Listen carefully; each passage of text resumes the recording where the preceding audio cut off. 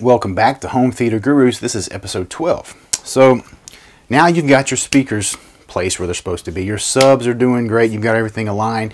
Last episode went over the seats, how to place those using a remote calculator, and also keeping in mind the proper main spacing, because we want those mains to be 60 degrees apart if at all possible. Really don't want to go below 53 degrees. And if you don't remember that, or if you haven't seen that episode, go back and watch episode 1.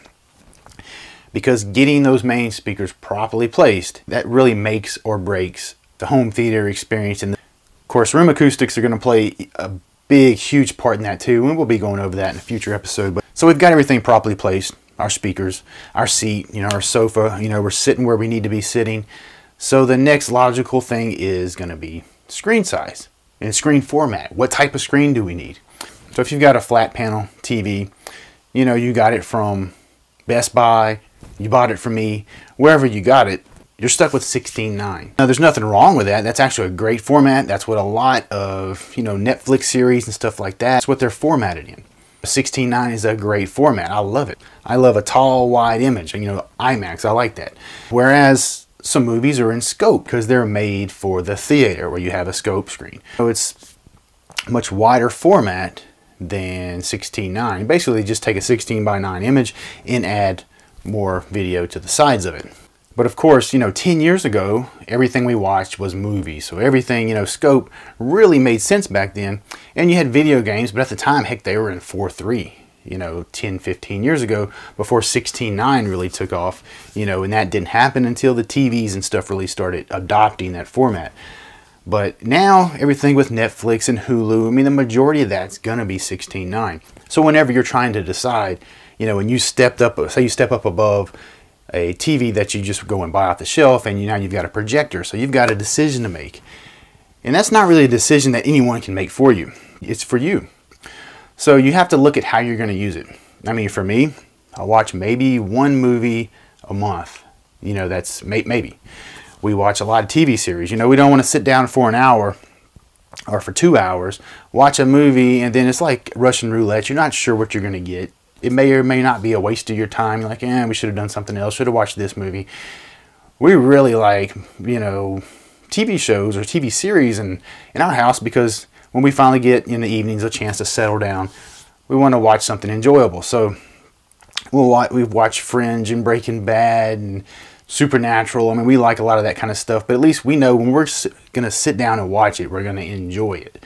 And those are in 16:9, or the majority of that stuff is in 16:9. And that's why we build these rooms, is to enjoy them. And so the format or the media that we're watching has a lot to do with that. And we also do a lot of gaming. Probably 70 to 80% of my lamp time in my projector was put on it from gaming. We have a lot of kids over. I've got teenagers, or I've got a 19-year-old and an 11-year-old. And the 19-year-old especially, she loves the movie room. It has since she was like 13. It's been like her home almost. She has put some hours on some lamps. But she's gamed a lot. I don't game as much as I used to, but we use it for a lot of gaming. So for us, 16:9 makes sense. It wouldn't make any sense for us to go with scope for something that we really don't use. And with scope, you're limited by your width or the viewing angle that you can pretty much handle. You start getting above 50-degree viewing angle and you're doing head turning, and it becomes really uncomfortable. Now that's with scope. 16:9, I like to stay around 45.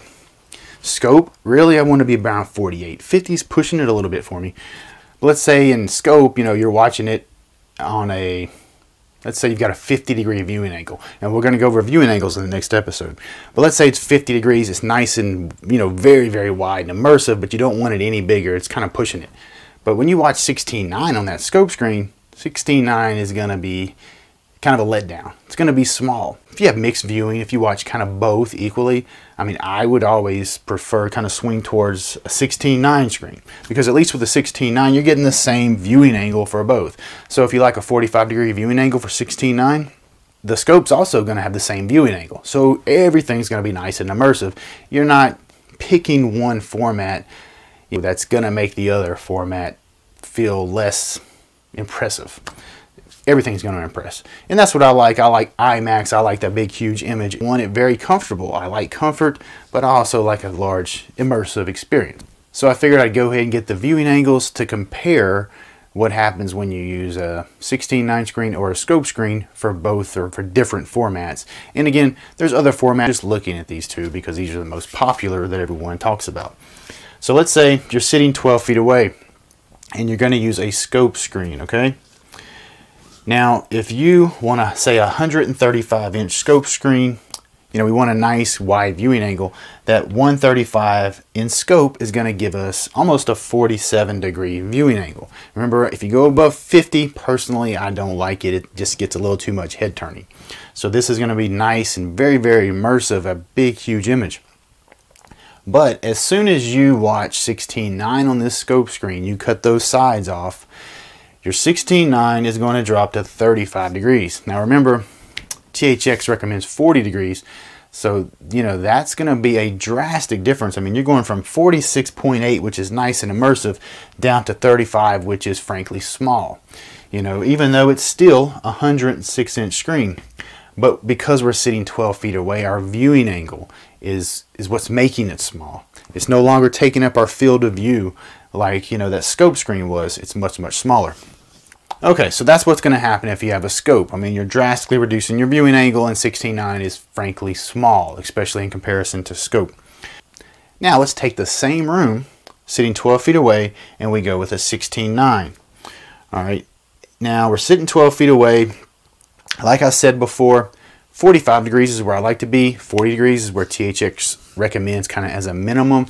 That's very, very comfortable for everyone, but, you know, as you're getting into the boundary of immersive. So here we are at 46.8 degrees, and to get that, we're using a 143-inch screen. Now, the only reason I did this is because it's the same angle as we had up here when we went to, with the 135 was giving us in scope.